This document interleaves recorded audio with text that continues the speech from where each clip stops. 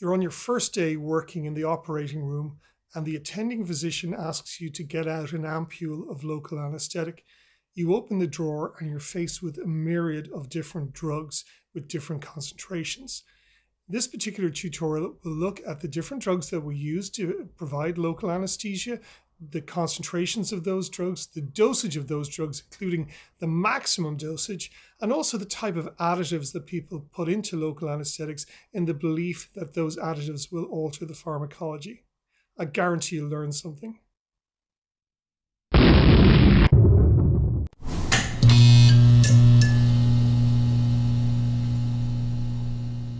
Anesthesiology tutorials with me, your host, Pat Nelligan. Local Anesthetics, Part 2, Drugs, Concentrations and Strategy. Welcome back. If you have survived the previous tutorial, and perhaps you had to watch it a couple of times, congratulations, this one will be easier. In the previous tutorial, we looked at the basic pharmacology of local anesthetics, and I explained that they are weak bases. They are partially ionized at physiologic pH. The pKa determines the degree of ionization, and unionized particles enter the neurons more rapidly. That means that the lower the pKa, the faster the onset and offset of action. Protein binding acts as a reservoir for local anesthetic. The higher the protein binding, in general, the longer the duration of the block. Finally, lipid solubility determines the potency of the drug. Higher lipid solubility means greater potency. In this tutorial, I will discuss concentrations of local anesthetics versus activity, different local anesthetics that are available and when to use them, additives to local anesthetics, and the maximum safe dose of local anesthetic. Let's start with local anesthetic concentration. You're in the operating room. It's your first day as an anesthesiology resident, and you're asked to draw up 3 ml of bupivacaine for a spinal anesthetic. When you open the drawer, you are confronted by an intimidating array of different local anesthetic drugs. You asked for clarification and are told to get some bupivacaine out. You will find 3 different concoctions: 0.25% bupivacaine, 0.5% bupivacaine, and something called heavy bupivacaine, 0.5%. What's in these ampules? Although these 2 ampules look identical, if you read the labels carefully, you will see that these are the 2 major concentrations of bupivacaine and levobupivacaine. On the right, there is 0.25% bupivacaine. That seems like a very small number, and it is. It's 1/4 gram of bupivacaine in 100 ml of water, or 250 milligrams per 100 ml, and that works out at 2.5 milligrams per ml. On the left-hand side, there is 0.5% bupivacaine, that's twice the strength, 0.5 gram per 100 ml, or 500 milligrams in 100 ml, or 5 milligrams per ml. Bupivacaine comes in many different forms. The 0.25, the 0.5, there's one called 0.5% heavy that I'll explain later on, as I will for 0.25 with epinephrine and 0.5 with epinephrine. The other major local anesthetic that we use is known by 2 different names. It's always been known as lidocaine in North America, a name based on its chemical structure. However, in the UK and Ireland and so-called Commonwealth countries, it was known as lignocaine. The decision to rename lignocaine to lidocaine was driven by the adoption of the International Non-Proprietary Names Organization. That's a system established by the World Health Organization to standardize drug names globally. Lidocaine is now the universally accepted name for this particular agent, so stop the G if you're still using it. Incidentally, epinephrine is the INN name for adrenaline, but where I work, adoption has been a little bit slower for that particular agent. There are 2 different concentrations for lidocaine that are commonly used for intravenous or subcutaneous injection. and they are 2% lidocaine, that's 2 grams, 2,000 milligrams in 100 mils, 20 milligrams per mil, or 1% lidocaine, 1 gram in 100 mils, or 10 milligrams per mil. You will immediately notice that the ampule of bupivacaine 0.5% contains 5 milligrams per mil, and 2% lidocaine is 20 milligrams per mil, and that is not by accident. These are considered equipotent concentrations. In other words, bupivacaine is 4 times as potent as lidocaine. The other version of lidocaine that you may encounter is this one. It's a liquid. It's topical lidocaine. It's used in our practice for doing fiber optic intubations, and it's 4% or 4 grams per 100 mils or 40 milligrams per mil. I make a point of mentioning this because doctors, anesthesiologists frequently forget the topical dose of the drug that they give when they give further doses subsequently intravenously or subcutaneously. Now you want to do a spinal anesthetic. Which concentration of bupivacaine should you use? 0.5% or 0.25%? There is a difference. When you're trying to block a thinly protected structure like a delta pain fiber, even low concentration local anesthetic is very effective at penetrating the outer wall. But alpha motor neurons are very thick and robust, and the same drug dosage may not be sufficient to penetrate the structure sufficiently to provide loss of motor function and surgical anesthesia. So you need that higher 0.5% concentration of, for example, bupivacaine when surgical anesthesia is required, such as a spinal anesthetic or regional nerve blockade, such as upper limb blocks for the forearm, wrist, or hand surgery. The choice of local anesthetic agent determines the onset of the block and potentially the offset. If, for example, you're having dental surgery, you want that block to work very quickly and wear off quickly. You don't want a numb face for the rest of the day. Conversely, if you're having shoulder surgery, perhaps you'd like to have a numb shoulder so that you can get a night's sleep after the operation. The volume of local anesthetic determines the duration of the block. The higher the volume, the longer the block is likely to work. It also determines the effectiveness if you're not carefully targeting the nerves, for example, by ultrasound. If you spray enough local anesthetic in and around the nerve, you're probably going to block it. The concentration of the local anesthetic determines the depth of the block. Let me explain. I have 3 different nerve fibers. The thinnest are the pain fibers, then slightly thicker are proprioceptive fibers, and finally we have very thick alpha motor neurons. In some situations, we want to give a patient a pure sensory nerve block to kill pain. An example of this is an epidural that's used for postoperative pain or for labor and delivery. In that situation, we're going to give our patient a continuous infusion of low concentration local anesthetic like 0.125% bupivacaine.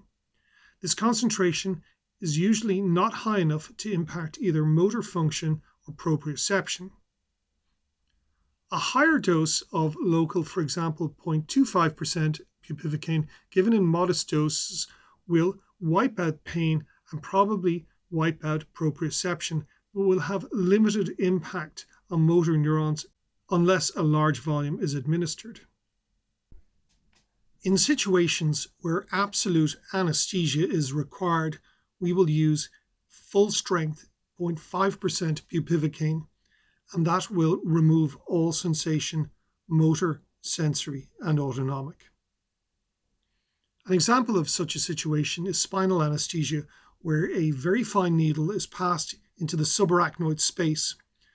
We do this for cesarean section, hip or knee arthroplasty, and various lower abdominal and lower limb surgeries. A modest dose of 0.5% bupivacaine injected into this space will provide absolute anesthesia, motor sensory and autonomic, required at the level of the surgery and a couple of dermatomes above that. The standard local anesthetic is 0.5%, 2 to 3.5 mils injected at the level of the lower lumbar vertebrae. I want to perform a nerve block. Should I inject 10 mils of 0.5% bupivacaine or 20 mils of 0.25% bupivacaine or levobupivacaine? Why are you performing the block? Is it for surgical anesthesia or is it for pure analgesia? If it's for surgical anesthesia, you need a short-acting, dense motor and sensory block. So you're going to use concentrated local anesthetic. If it's very short-acting, 2% lidocaine, and for intermediate-acting, 0.5% bupivacaine or ropivacaine, 0.75. For analgesia, if you're performing a field block, an epidural, an iliacus block, a tap block, or a rectus sheath block, then a large volume sensory block is required. We're going to use dilute local anesthesia, such as 0.1% bupivacaine up to 0.25% bupivacaine or levobupivacaine. Or if you need to do a selective nerve block purely for analgesia, such as a brachial plexus block or an ankle block, low to moderate volumes of local anesthetic are required. In that situation where you're independently picking off nerves, we're going to use concentrated local anesthetic, 0.375% bupivacaine, 0.5% bupivacaine, or 0.75% ropivacaine. To summarize, when you're looking at concentrated versus dilute local anesthetics, we have to look at what we're doing it for. The dilute anesthetics are used principally for analgesia. If you want anesthesia, you've got to use concentrated drug. The concentrated drug is given in low volumes. It's dose limited because of toxicity. The dilute drug is used in high volumes.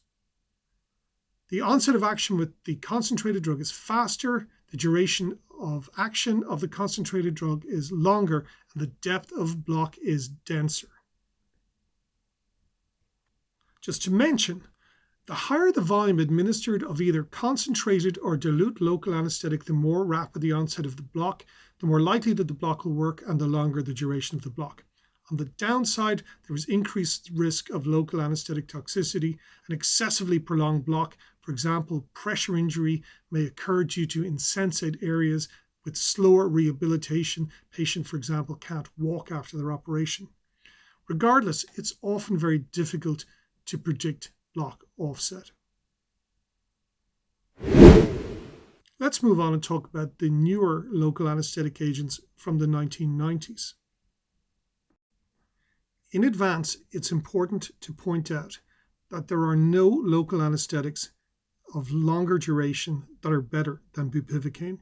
It remains the best overall local anesthetic, but it has significant problems with potential toxicity. Ropivacaine, and that's this particular drug, 7.5 milligrams per mil, that's a 10 mil ampule, goes by the trade name Narapin, was developed in the 1990s. And it was developed specifically as a way of sparing motor neurons with a relatively dense sensory block.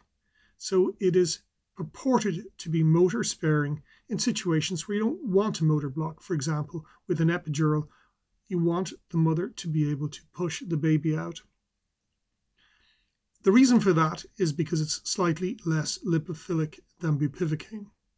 It also has a shorter duration of action versus bupivacaine and a significantly lower toxic potential. Bupivacaine is 1.5 times as potent as ropivacaine. It's equipotent with levobupivacaine that I'll talk about in a minute. If I administer 20 mils of ropivacaine, 0.75%, what is the equivalent dose of bupivacaine, 0.5%? Think about that for a second. The equivalent dose is 20 milliliters or 100 milligrams versus 150 milligrams in 20 mils of ropivacaine.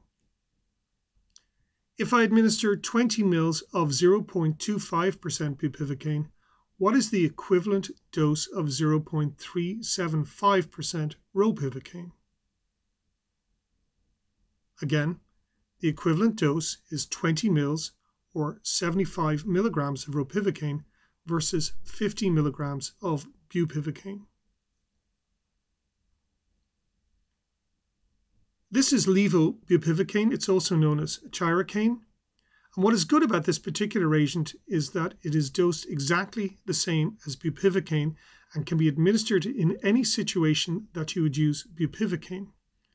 It comes in ampules that contain 2.5 milligrams per ml, 0.25%, 5 milligrams per ml, 0.05%, and 7.5 milligrams per ml, 0.75%.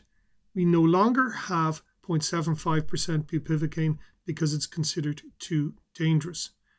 But levobupivacaine is considered a safer drug, and that's the main reason why you might use this drug. Bupivacaine, when injected in large volume, has a high degree of potential central nervous system and in particular cardiovascular system toxicity. It's a racemic mixture that contains equal parts of two mirror image isomers, or-bupivacaine and s-bupivacaine, otherwise known as levobupivacaine. The or enantiomer is considered to be more cardiotoxic, so levobupivacaine was developed to be a safer drug with similar pharmacological properties to the racemic mixture. Now, it's not identical. There is higher protein binding for this particular agent and a lower affinity, thankfully, for cardiac sodium channels. If you look at the relative pharmacology, with its or enantiomer and lower protein binding, bupivacaine has a more rapid onset of action and a longer duration of action. This may, for example, make l-bupivacaine a better option for day-case spinal anesthesia, although there are shorter duration options such as Prilocaine or, if available, chloroprocaine. So far, I have mostly talked about local anesthetics that come in bottles or ampules. To give an infusion, you need to either draw up the local anesthetic in a big bag of fluid or purchase a product that is pre-diluted. In most hospitals these days, you can find these pre-diluted bags. This is one of them. It's Ropivacaine, 2 milligrams per mil. That's 400 milligrams and 200 mils, or 0.2%. In our hospital, we have two other bags. One is Levobupivacaine, 0.125%. That's 250 milligrams in 200 mils. Yes, this is in Spanish. That is a supply chain issue. And another version that contains fentanyl, 2 micrograms per mil. That's used for epidural analgesia. Although these doses are not exactly equipotent, they are used interchangeably in clinical practice. I think it can be very confusing as a newcomer to anesthesiology to figure out what local anesthetic to give when, because everybody has their own opinions and their own favorites. One thing I will point out is that I really don't like diluting up bags of local anesthetic, so whatever's on the shelf is what I'm going to use. This is what seems to be the case for most of us in the hospital I work in. For spinal anesthesia, in general, we use 0.5% bupivacaine, usually the heavy version, without anything else in it except for maybe fentanyl or morphine. The rationale for this is that it just works.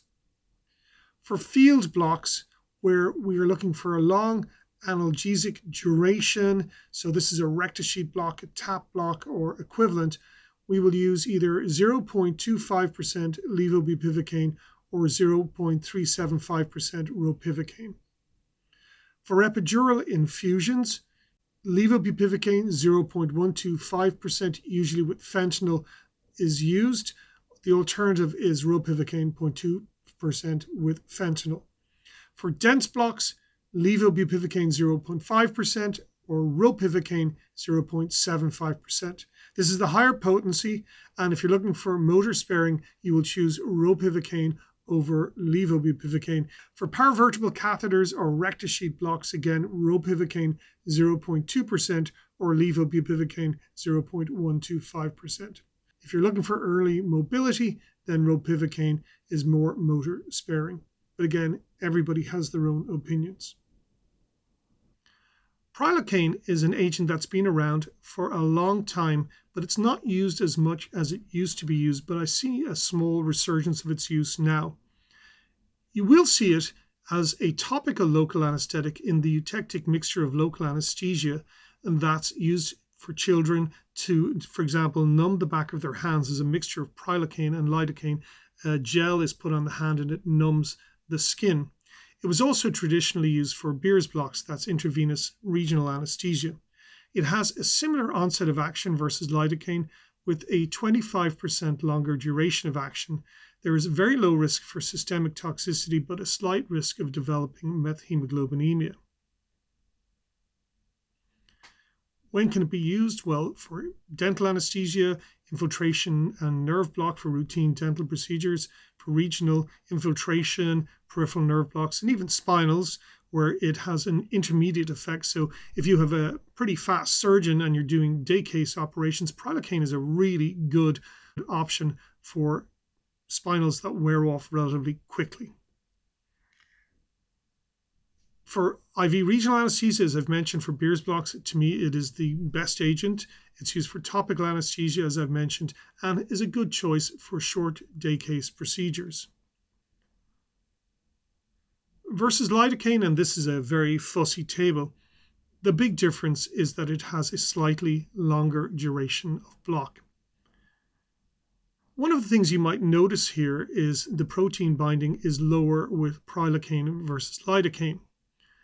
And you will remember that I told you that protein binding influenced the duration of the block, but Prilocaine seems to last a bit longer, but it's less protein bound than lidocaine, and I do think you should know why this is.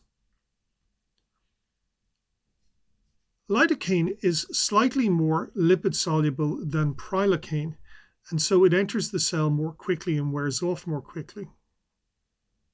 It's also a mild vasodilator. Prilocaine has minimal effect on vascular tone. It tends to hang around.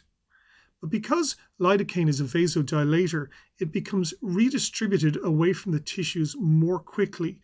So the amount of lidocaine at the site where you've injected it is relatively lower than the amount of Prilocaine because of the increase in the blood flow, and that results in more rapid clearance. The duration of action of a local anesthetic, yes, is influenced by protein binding, but there are a lot of other variables involved. Some of those variables may involve the inclusion of additives to the local anesthetic that may help prolong the block. You are about to suture a patient's arm in the emergency room and you request a local anesthetic. You are offered this. This is 2% lidocaine with 1 in 200,000 epinephrine. What is this? Well, let's start with the lidocaine. That's 2 grams 100 mils, 2,000 milligrams in 100 mils, or 20 milligrams per mil. So that is concentrated lidocaine, and that's what you want to give very quick onset, dense blockade of that area that you're going to be suturing. But what about this 1 in 200,000 epinephrine? What is this? Well, this is a drug ratio, and it's a bit of an anachronism. It's an old idea that has hung around for many decades longer than it should. Drug ratios are a way of expressing the strength of a solution. A 1 in 1,000 ratio for epinephrine, adrenaline, is 1 gram of epinephrine in 1 liter of solution, and that works out at 1 milligram per mil. A 1 in 10,000 ratio for epinephrine is 1 gram of epinephrine in 10 liters of solution, or 0.1 milligram per mil. In our ampule of local anesthetic that contains epinephrine, the ratio is 1 in 200,000. That is 1 gram of epinephrine in 200 liters, or 0.005 milligrams per mil, or 5 micrograms per mil. This is a 10 ml syringe or 1 in 10,000 concentration. This is the mini jet that we use during cardiac arrest. So what is in this amp? 1 in 10,000 is 0.1 milligram per mil. The syringe contains 10 mils. 10 mils of 0.1 milligram is 1 milligram. A lot of the preparations of epinephrine contain 1 milligram. The most common one that you'll see is a single 1 ml ampule that contains 1 milligram, 1 in 1,000. So this ampule contains a mixture of drugs. It contains 2% lidocaine and 1 in 200,000 epinephrine. That works out at 20 milligrams per mil of lidocaine and 5 micrograms per mil of epinephrine. Why add epinephrine to local anesthetic? The first reason is that it prolongs the duration of the block. Epinephrine causes local vasoconstriction, and that reduces blood flow at the injection site. It slows absorption of, for example, lidocaine or bupivacaine into the bloodstream, allowing it to remain at the area of injection longer, thus extending its anesthetic effect. The second reason is that by giving epinephrine, you reduce the risk of systemic toxicity because by slowing the rate at which lidocaine or bupivacaine enters the systemic circulation, epinephrine lowers the risk of toxic effects in the heart and the central nervous system, allowing for the use of higher doses of these drugs safely. The third reason is the vasoconstrictive effect of the epinephrine also minimizes bleeding in the operative field if you have injected local into the area. For example, plastic surgeons do this all the time. And this is particularly useful in procedures where a clear bloodless area is desired. And finally, as a diagnostic aid, in epidural anesthesia or analgesia, the presence of epinephrine in the test dose can help detect the presence of, and finally, as a diagnostic aid, in epidural anesthesia, the presence of epinephrine in the test dose can help detect accidental intravascular injection. It will cause a rapid increase in heart rate and blood pressure if injected into a blood vessel. As an anesthesiologist, most of the time you will use regular ampules of lidocaine for your intravenous or subcutaneous injections. Occasionally, you will use the multi-dose bottle with epinephrine. This is principally used to reduce bleeding and prolong the block, and it is more likely to be used, for example, by plastic surgeons who are doing operations under local anesthesia.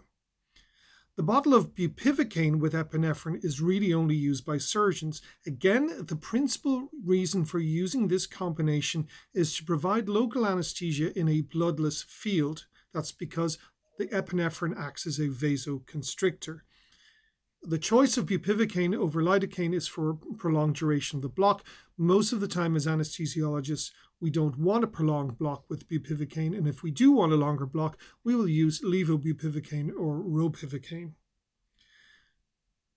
Most anesthesiologists avoid this particular product. The reason is that it contains 2 preservatives. Methylparaben, that's an antimicrobial, and metabisulfite, a stabilizing agent. We are concerned that these may be neurotoxic. So multi-dose vials of bupivacaine or lidocaine are not used for spinal, epidural, or caudal anesthesia. Let's move on to dexamethasone. Many anesthesiologists add dexamethasone into their local anesthetic while doing blocks in the belief that dexamethasone prolongs the duration of the block. It reduces the dose required to achieve a block. It accelerates the onset of the sensory block, and it may reduce the requirement for rescue analgesia. The mechanism of action is unclear. Perhaps it has an anti-inflammatory effect or an anti-edema effect. Anesthesiologists not infrequently mix long and short-acting local anesthetics.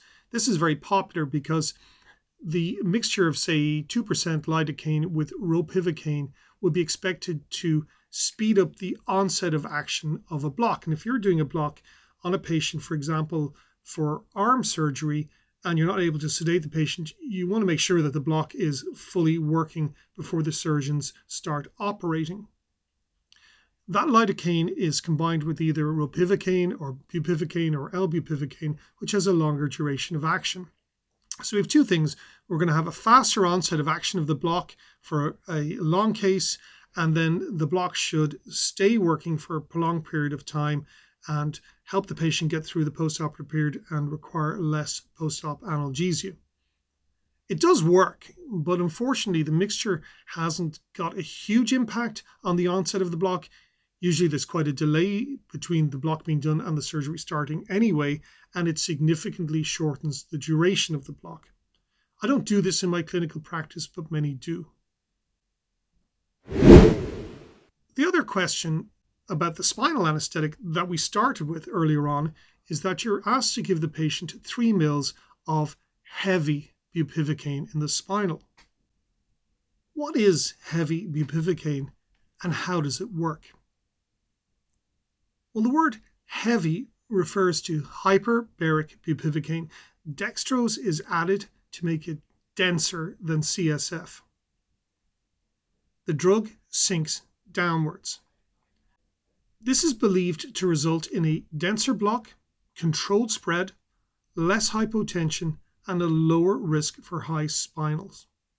It is the standard agent that's used for spinal anesthesia, particularly for cesarean section. Other things may be added to spinal that include fentanyl, morphine, or clonidine, and all of those are also used to prolong the duration of the block, as does epinephrine. So let's briefly look at the various drugs that are added to local anesthetics to enhance the quality of the block. The first drugs are vasoconstrictors, as I've mentioned. Epinephrine prolongs the duration of anesthesia and reduces systemic absorption and thus toxicity. Sodium bicarbonate, the carbonation of the local anesthetic, reduces injection pain, speeds up the onset of action by increasing the non-ionized form, and reduces intracellular pH because of the carbon dioxide that goes into the cell, increasing ionization and effect within the neuron. Opioids like fentanyl, sufentanil, or morphine improve the quality and duration of neuraxial, that is spinal or epidural blocks, reducing the required volume of local anesthetic. Alpha-2 adrenoceptor agonists like clonidine or dexamethasone prolong the duration of the block and may have other analgesic effects. Corticosteroids such as dexamethasone extends the duration of the block. Ketamine, which is only occasionally used, may enhance the analgesic effect. And hyaluronidase is used in retrobulbar eye blocks to facilitate the spread of the anesthetic. Now let's look at the maximum safe dose of local anesthetics. Local anesthetics are sodium channel blockers. All nerve action potentials work by activation of sodium channels, so local anesthetics that enter the bloodstream may block sodium channels in the brain, the respiratory system, and the heart, particularly the cardiac conduction system. Whenever you do a block, a certain amount of local always enters the bloodstream, and it's eventually cleared by the liver and kidneys. One hopes that the release of the local from the tissues is slow, but release it does, and sometimes faster than one would want. So it's imperative that all doctors who inject local anesthetics know exactly the quantity of each agent that one can inject into the tissues that remains relatively safe. Note, though, that I am not referring to direct intravenous injection. Even small quantities of concentrated, highly lipophilic local injected intravenously can have a devastating impact. One proviso: intravenous lidocaine has been used in a controlled manner quite safely for decades in pain management and in the treatment of ventricular arrhythmias. I approached this topic with some trepidation for a number of reasons. I'm going to give you the numbers that you must know for exams, you must know for clinical practice, but there are problems with this approach. Textbooks and clinical practice guidelines list the maximum safe doses of local anesthetic. However, they don't account for all the routes, all the sites of injection, and the risk of intravascular injection. They assume normal physiology, normal body composition, and normal organs. They likely underestimate the toxic dose in some settings and absolutely overestimate the dose in others. So this is a public health warning. What follows is what's in all the textbooks, and it provides practice guidelines for clinicians. However, it does not reflect true real-world experience of toxicity. If you're an anesthesiologist, you need to know these numbers, and you will be asked them. But I will point out that the maximum safe dose is not where we see toxicity most of the time. Most of the time we see toxicity from local anesthesia is when it's injected intravenously accidentally at modest doses.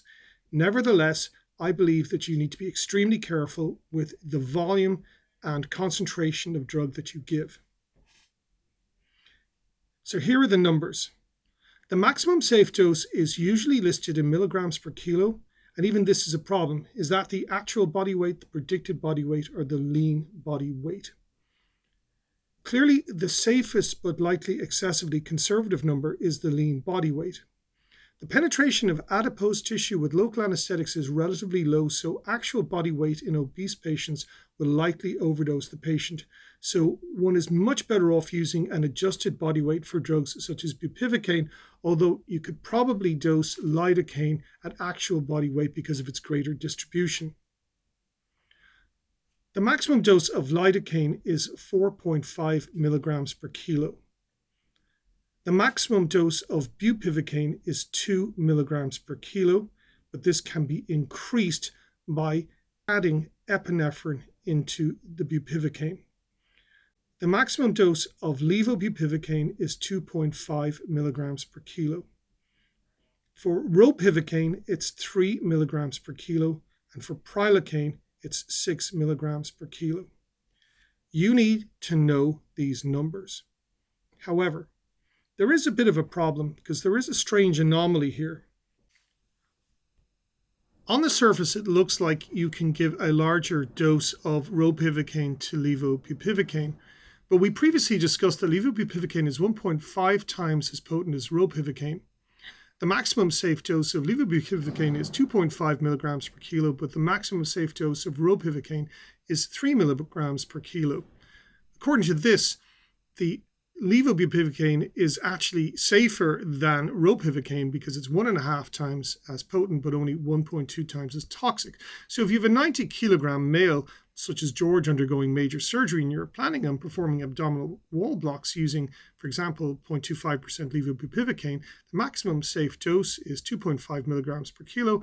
The maximum safe volume, well, that's really easy because of the numbers, is 90 mils.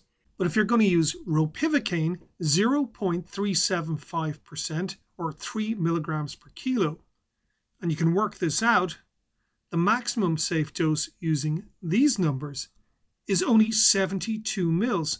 So that's substantially lower volume than you would give with levobupivacaine, and that is not what happens in the real world. Nobody believes that ropivacaine is more toxic than levobupivacaine, and there's a good reason for this. These numbers are misleading. Ropivacaine has a wider therapeutic window than levobupivacaine. It requires a higher plasma concentration to induce both cardiovascular and CNS toxicity. This is known as the cardiovascular collapse versus CNS ratio. I'll talk about that in the next tutorial, but just remember the numbers. For ropivacaine, it's 4.3. That's high. That makes it really safe, versus 2.6 for levobupivacaine, which is low, which makes it quite dangerous. It's less lipid soluble, so it is less likely to bind to cardiac and CNS tissue. It causes less sodium channel blockade in cardiac tissue. And realistically, we don't know for sure what the toxic dose of modern local anesthetics are. These numbers are extrapolated from animal models and case reports. To do research on humans to induce cardiac arrest would be completely unethical. So be careful of the dogma and tyranny of practice guidelines. They are maximum safe doses, not absolute toxicity thresholds. They err on the side of caution, but there are a number of risk factors that you must take into account for your patients. Intravascular injections will rapidly raise plasma levels and cause sudden toxicity even in modest doses. You need to be careful at highly vascular sites such as the intercostal space or anything that abuts a major blood vessel, for example, the femoral artery or a brachial plexus block in the supraclavicular area just beside the subclavian vein. Patients' weight, their kidney function, liver function, where they have cardiac disease, that affects their clearance, so drugs will accumulate. You also need to be careful if boluses of the drugs are being repeatedly performed. This often happens with epidurals that aren't working very well. And then, of course, you need to think about lipid solubility and protein binding. Every patient is different. Every nerve block is different. Assess your choice and volume of local anesthetic on a case-by-case basis. And above all, whenever you insert a needle into a patient, always draw back and ensure that the needle is not in a blood vessel before injecting. Finally, you're in the operating room and you have performed a nerve block for the major component of the operation, but there is a second site that you haven't blocked. The surgeon asks, can I give local? Which drug and what concentration? First up, this is good clinical practice. Surgeons must never give local anesthetic without first informing the anesthesiologist. Moreover, if they're adding epinephrine to the local anesthetic, you need to know this as well. This is the standard of care everywhere, no exceptions. In general, try to keep things simple. They should use the same drug as you gave into the block so that the cumulative dose can be calculated. So if you use 0.25% Levobupivacaine, they should either administer that dose or 0.5% and calculate the cumulative dose. It is a little bit of a problem if they want to give epinephrine. So if the patients had Levobupivacaine, I suggest that they use bupivacaine with epinephrine. Let's review this tutorial. In this tutorial, I discussed the impact of concentration on local anesthetic agents versus onset of action and depth of block. We looked at the different types of local anesthetics, the agents that are added to local anesthetics to improve their function, and the maximum safe doses of local anesthetics. In the next tutorial, I'm going to discuss one of the scariest things that any anesthesiologist will ever experience, and that's local anesthetic systemic toxicity, or LAST. I'm going to discuss the history of LAST from cocaine to bupivacaine and the treatment of local anesthetic systemic toxicity if it happens to you while you're doing a nerve block or you're in the operating room. I'll see you then, and I guarantee you'll learn something.